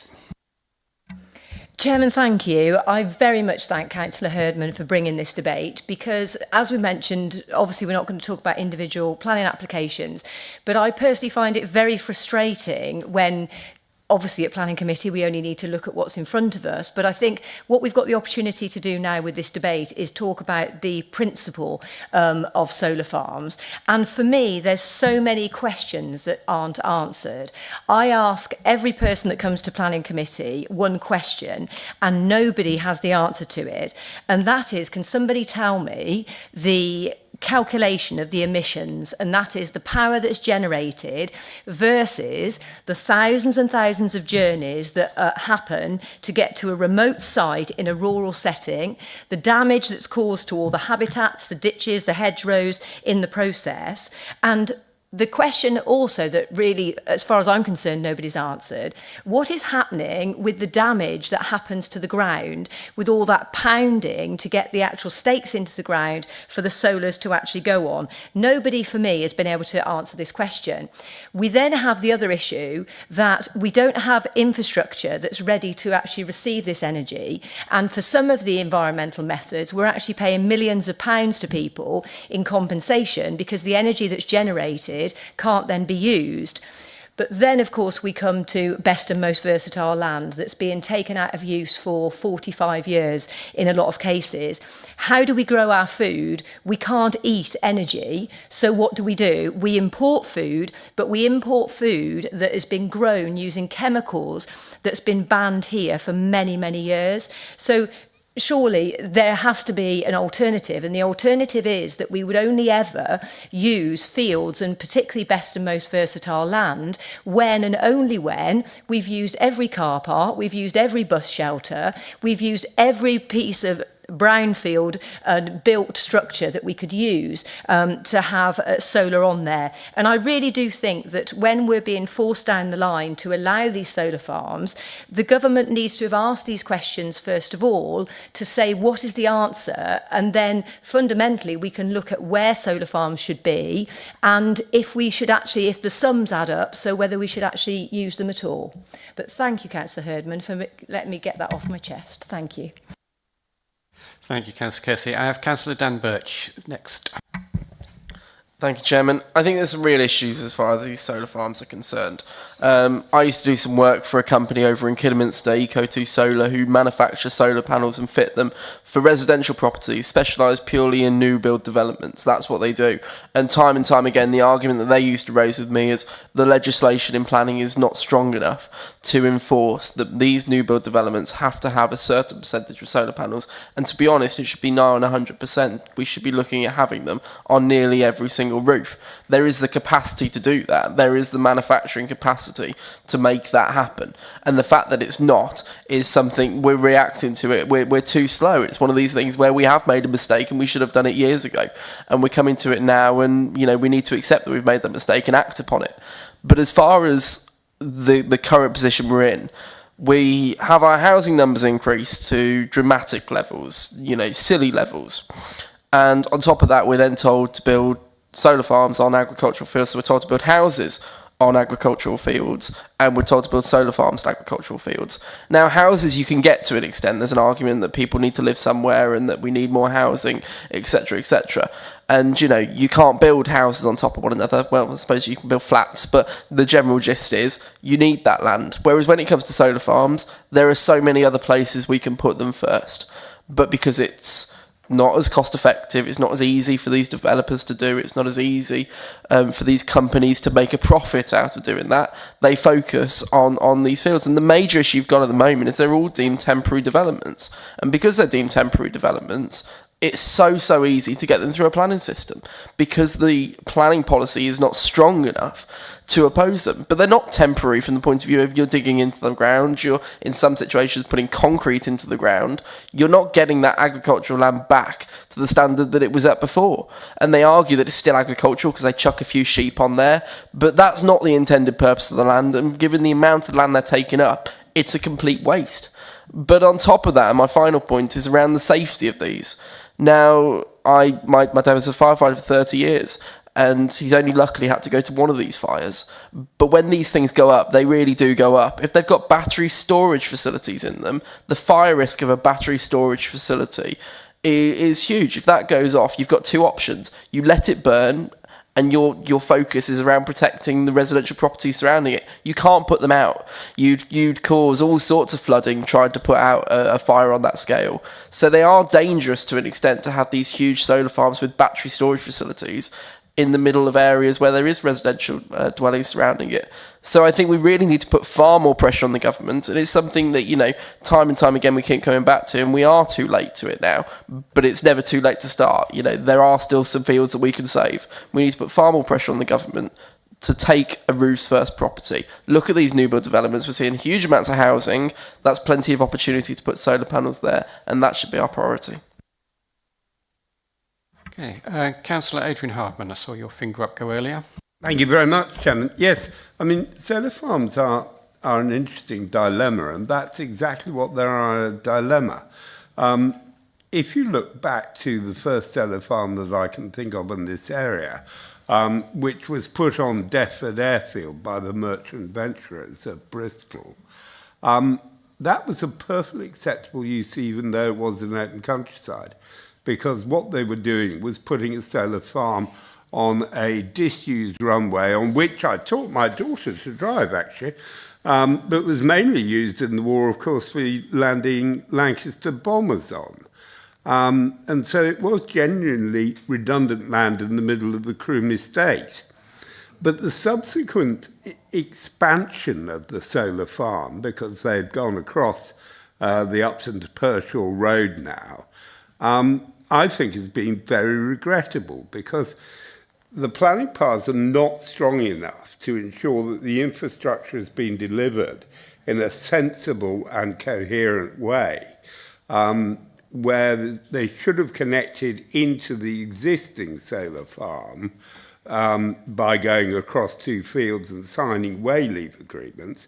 Instead, Macquarie decided to go down the county's highways and dig them all up, and that was about 2 miles, because they wouldn't have to pay any fees because it was on public land. But another result of the solar farms, in my view, which the Planning Committee doesn't give much attention to, that I'm aware of course, is I think they're having a considerable impact now on the water table and on issues of flooding. Because there is no doubt that the water now comes off where the solar farms are at a much more rapid way, because, of course, the solar panels absorb nothing but deliver it at the bottom of each panel in a very concentrated way. And so the water table on the local brook rises now dramatically. I'm afraid to say that in some ways, solar farms are little different to farming in general, where one tries to target the highest level of subsidy. But I do think it is regrettable that our paths seem to be so weak.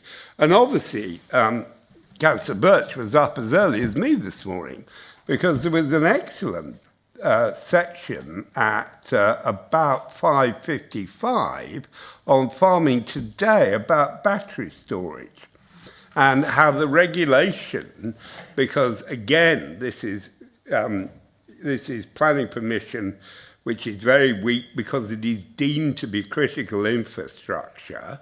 And the professor from an Oxford University College, which I'm afraid to say I can't remember, made a series of points basically around safety and the difficulty of putting them out. He explained how the fires occurred. But I do think that we're going to have to give serious consideration to this. And I think we should be lobbying government for clearer guidance over the question of battery storage. I'm sure you can listen to it on BBC, whatever it's called, Sounds. But it's an interesting 5 minutes of your time. Yeah, thank you. Councillor Day. Thank you, Chairman, and thank you, Councillor Herdman, for a very interesting topic, and clearly one that I think a lot of us feel strongly about. You've asked a question in your opening points about should we look at brownfield sites rather than using productive farmland, and the answer is yes, we should. Not because we want to, but because it's in the NPPF, and it's also in a lot of our local plans. It's in the Ombersley Toad plan, tomorrow's Ombersley and Doverdale. But that doesn't necessarily, unfortunately, work, does it? Because we know that we've had a lot of applications come through, and they do get built on best and most versatile land. Indeed, they're not being built on brownfield sites. In fact, I'd challenge, and we could have a quick show of hands if we've got anybody here who's confident, to say how many acres have we actually built on agricultural land in Wychavon, and how many have we built on brownfield sites when it comes to solar farms? Do we know? Do we measure it? Do we publicise it? Do we share it? Do we try and do something about it? And I'm afraid the answer is no, no, no, and no to most of those. Well, let's just address for 1 second the problem that you will hear again and again when a developer comes forward, and they will simply say to you, I can't afford to do it, I'm afraid. I'd absolutely love to build my farm in that little place over there, which is brownfield, and it's just a bit too far from this lovely pylon that I'm looking up, which is right here. And it's going to cost me £1 million, £1 million per kilometre to hook up from here to wherever would be a better place to have your farm. Sounds like a lot. It isn't a lot. It is not a lot. If you look at what a typical 50 megawatt solar farm delivers in terms of value over its 40-year life, the answer is it's something on a net present value basis, so measuring it at today's value, £80 million. £80 million. And what does it cost to build said farm? Well, the estimates that I've got at the moment are 40 million. I think that's on the high side. But let's call it 40 million. Somebody here is making a £40 million profit on a turnover of £80 million. I call that an exceptionally good return, and clearly one that most investors, if you look at the stock market, it gives you 3% on your investment on average. If you look at the FTSE 100, this is profitable stuff. And where does that money go? Well, I'd love to say that it went to the farmer or the person who owns the land. I'm afraid not. Typically, he'll only get about 3%. I'd love to say it went to the guy who's doing the operating of the said facility. Probably not. They'll be lucky if they get about 10. 80% of it, as you can probably imagine, goes to either the person who's lending the money or the person who's putting the capital up front. And they're the ones who are telling you that they can't afford to follow what's in the NPPF, which is a sequential test. It basically says they should be starting with the brownfield sites and saying, this is why I can't move further from there, and then gradually working their way down. I don't think they do. And we started today's meeting with a prayer, and it included the need for us to work towards justice, truth, freedom, and peace. And I think it's the truth that we really need. And what we do need, and I would agree with what's been said so far, is we need a much more urgent discussion and a lot more pressure to be put upon developers to be more open book about what it is they're making and why exactly it is so difficult and so costly for them to put these solar farms in a better place. So that's number one. Number two is, if we're going to try and take our population with us, I think we need to answer a question, and that is to say, when is enough enough? Or have we reached the point where we've done enough? And I think for that, you need to be careful about what's being shared by the solar lobby. They will tell you that only something like 2.9% of England's land use is needed to produce all of the solar farms that they could possibly think of needing. The point is, for those of us who worry about the countryside, the point is that only 8.6% of England's land has been built on. So you're practically talking about between a third and a half increase in the amount of the built-up area if you take these things as being built up, which I personally do. They do not look like the countryside. And that will be a massive change for all of us. Imagine if all of our towns suddenly increased by 40%, London increased by 40%, Manchester by 40%. We'd all be saying, what on earth's going on here? But that's what's going to happen, because that's exactly what they can do. And they will get away with it, I'm afraid, until such time as we push a bit harder on the financing that's going on. Thank you, Chairman. Thank you. Councillor Stokes.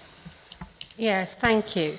I mean, this whole sort of debate actually encourages, it's a perverse incentive, isn't it? And that's really the crux of the matter. By covering acres, they are actually getting the economies of scale much quicker, whereas if they built on a brownfield, they wouldn't get the economies of scale. So it's a perverse incentive, which we need to reverse, and it's how we do that. Now, whether that's done locally or nationally, I'm not sure, because this is the wrong way round. It does need to be built on brownfield sites first. You know, same as any conventional housing stock needs to be built on brownfield and better use of the built-up areas. I don't live in the countryside. I do live in the brownfield towns. I do live in the town, and the sites are available. And it would got to be more proactive, because all the roofs within my terraced house all face south. They would all, encourage all take solar panels, and yet why aren't we being approached by the solar companies saying, can we not put solar panels on your roof? And it's these type of things that need to be encouraged first. So we need to disincentivize covering of the acreage. Thank you. Okay, Councillor Boatwright-Green, I think I saw your finger in the air earlier. If I did, then now is your point at the head of the queue. Thank you very much. It's nice to see everyone adopting Lib Dem policy. I genuinely didn't see that one coming. We've always been determined to get more solar panels on roofs, except Councillor Crump's roof, because I believe that would be a fire hazard, and I don't think we should do that on listed buildings. But Max Wilkinson brought the Sunshine Bill to Parliament as a private member's bill, and we were quite annoyed when it got dropped. But the principles of it have now been adopted by the government, so hopefully we'll start to see a better approach. Live in hope anyway. But it is a shame that it's taken so long to get here.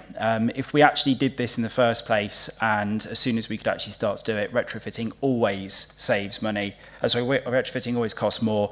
So actually getting these solar panels on roofs as soon as they're built really does help. And I fully agree with everyone. Let's get the solar panels on car parks, industrial estates, Throckmorton Airfield. I mean, minus where the BSE burials are, that might be a bit of an issue, but I think it'd probably be better than for housing. And at the same time, I do completely agree that we should not put anything on our best and most fertile land for solar panels, or anything for that matter. And I've been a bit disappointed when we have broken our own policies and even put housing on there as well, because it is, as everyone's pointed out, we do actually need to make sure that we can feed ourselves. I know I'm the only person to mention this, but in the discussion point, it talks about slavery and transport, and I just want to kind of delve into this one. This isn't just for solar farms. Modern life has components that require minerals from across the world.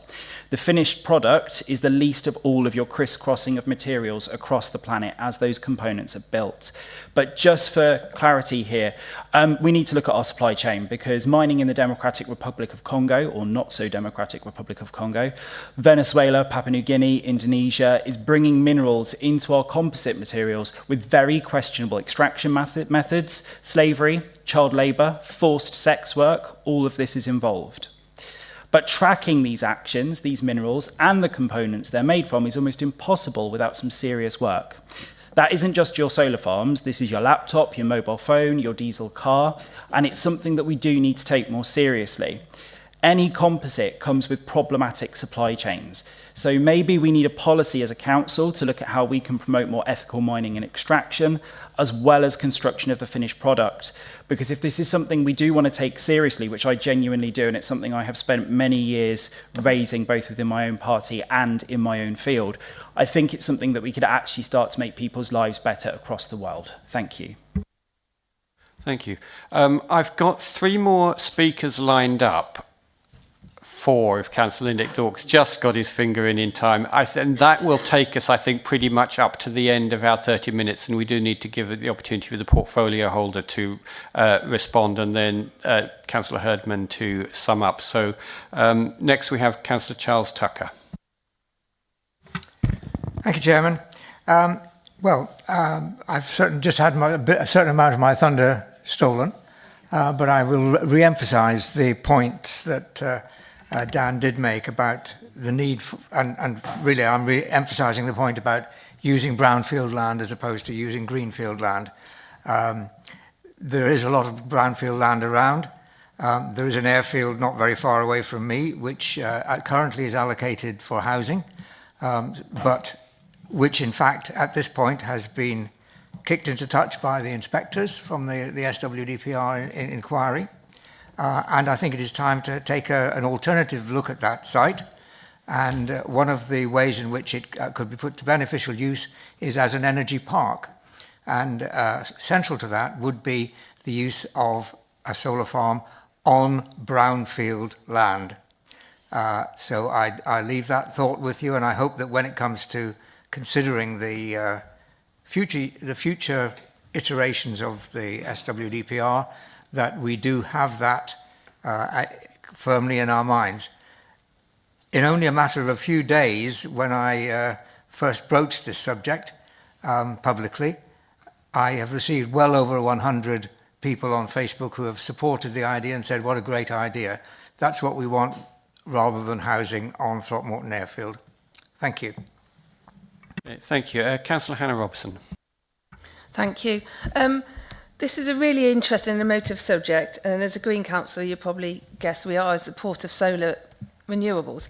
However, there's a lot of misinformation and speculation that goes with that. But what I'd really like to focus on is the final question: will the council investigate the possibility of fitting its public car parks with solar panels?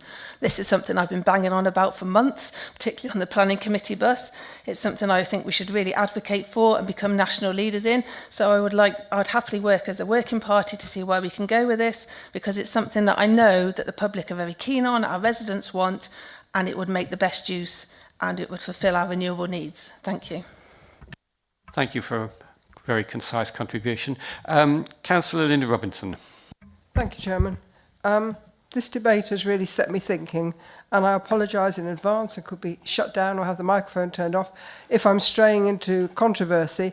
But within the forthcoming SWDPR review, we have an opportunity to influence potentially 10,000 homes, which will all have roofs, which could take solar panels at the proposed new Parkway Garden development. Why aren't we doing that?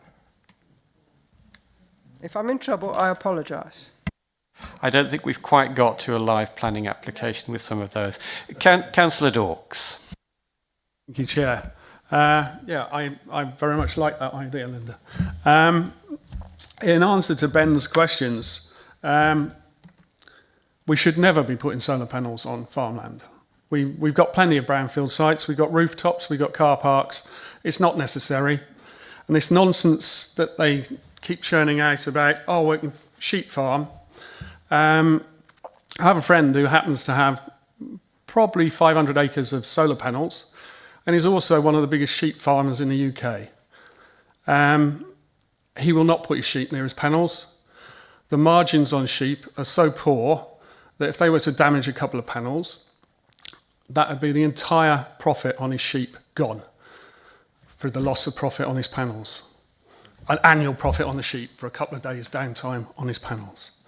It's ridiculous. Not only that, the panels kill the grass underneath, so there's nothing for the sheep to graze anyway. Which then goes on to the fact that at the moment you've got acres of grassland capturing carbon. When we put the panels on top, we've got acres of soil doing nothing. It's a crazy state. We should not be going near farmland. And do we have sufficient information on the whole of life of solar farm? No, we don't. And it seems like there's a conspiracy to stop us from having it. I have asked time and time again every expert for a complete life cycle of a panel. What is the cost? What's the cost in the environment? I'm sure if it was good, they'd be able to tell me, but I don't believe it is. There's the mining, there's the labour, there's all the carbon that goes into all of that. There's the travel. I think we don't know it, and we never will until it's too late. I do believe in 20 years' time we'll be looking at this and going, what a mess we made of that, guys. Thank you. Okay, thank you. Well, I haven't seen any other hands go up, so I will... Oh, sorry, Councillor Wilkins on the end there. Sorry to come in at the last second. I was on an iron if I should, but after hearing some of the other things that I've said, I really feel strongly about this. I'm going to speak very briefly, very quickly, specifically on the idea of putting solar panels on roofs of new builds. There's three pieces of information I'd like to pull everyone's attention to. In the UK, the entirety of the UK in 2024 produced 371 million tonnes of CO2, less than 1% of the entire global output. China, 12.6 gigatons in 2022, 35% of the global output. The USA, 6,340 million tonnes in 2021, 13% of the global output. Some experts believe that putting solar panels on houses increases their value by between 4 and 14%, by enforcing solar panels on new builds, potentially increasing the price of these new builds by 14%, at a time when housing prices are already so difficult for first-time buyers, who are the majority people buying new builds, to get onto the property ladder. I think to take young people like myself and enforce upon them the burden of dealing with previous generations and other countries' CO2 output is unfair and immoral. And I think we should try our best to make sure that it is not those people that have to pay the price when they go to buy their house for the CO2 outputs of other countries. Okay, thank you for that. In that case, that is the... Can you be really, really quick? We're pushing the time limit here. I have put my hand up quite a few times, but I'm probably not high enough. You're hiding behind Councillor Birch from my perspective. Very, very, very quickly, couple of things. We're talking about solar panels. I think we should be encouraging more people to have them on their own roofs. Now, if you think about the County Council, they had last year a Solar Together scheme, and 2 years before that, when they asked people to apply, and there was over 5,000 panels went on the first time they did it. I think I would like to propose that we, and Wychavon, look at seeing whether they're doing that again next year. If not, we look at find a system where we can help people get panels on their roofs easier. Whether we do bulk buying like they do, we do something, and that goes to the nature panel. Secondly, I'm afraid to say, quite a few colleagues, you don't read the panel meetings. The last one, we did mention about car parks and solar panels in that report. The reason why we aren't doing solar panels at the moment, if you go like Tewkesbury Council, you'll see fantastic car park, lovely panels there. But about 5 or 6 years ago, the government was giving fantastic grants. They're afraid, guess what, that's all stopped. Also, you used to get a lot of money back by your electricity be sold, go online. No longer happening. We can still put panels in car parks. unlike above this roof, which is going to come back in 6 years' time, payback, in a car park, it's at least 15 years. If we want to go down that line, we can, but the payback is a lot longer than it is on roofs. Thank you. Right. Is there anybody who's going to wave at me now and say I've missed them? No. In that case, I will go to Councillor Kersey for a final response as portfolio holder, and then to Councillor Herdman to finally sum up from his perspective. Chairman, thank you. I think that's been a wonderful debate. And again, thank you to Councillor Herdman for bringing that. I would suggest to Councillor Herdman that there's two things potentially that we could do from this debate. And I believe the first one is that we could resolve for the chairman to lobby the government to answer our questions and educate us to justify their directive in this area. And I also think that we could put to resolve to put to the Executive Board Councillor Robson's suggestion that the Executive Board review the use of solar panels on all the car parks, if that was something you wish to do. Okay, Councillor Herdman, if you'd like to sum up. Okay, well, thank you for that, Councillor Kersey. And if that is the case about the solar panels on the car parks, I would really like to be involved in some way. If there's a work party or anything, in those after the, and I'll be at the exec board. I would like to say thank you very much for letting me bring this debate to the council. I think it's been a worthwhile discussion. It's nice to see some cross-party harmony, and yeah, I think it's been a worthwhile debate, and I'm happy that we've heard it. So thanks very much. And I'll resolve for the, sorry, what was that? Resolve for the chairman, you'll have to educate me. No, for the government to educate us, not for you to educate you. To as a result of this debate, for us to resolve for the chairman to lobby the government for them to answer our questions to justify their directive. Yes, I'm more than happy to go with what Councillor Kersey said then. So, no, thank you very much. Okay, we will, if you'd like that as a resolution, we will need a vote. I'm assuming you're proposing it. I will need a seconder. Or I've got hands going up all over the place. I think Councillor Dawkes was the first to get his finger in the air. So we have it proposed and seconded for that resolution as set out by Councillor Kersey. So we will go to a vote on that. All those in favour?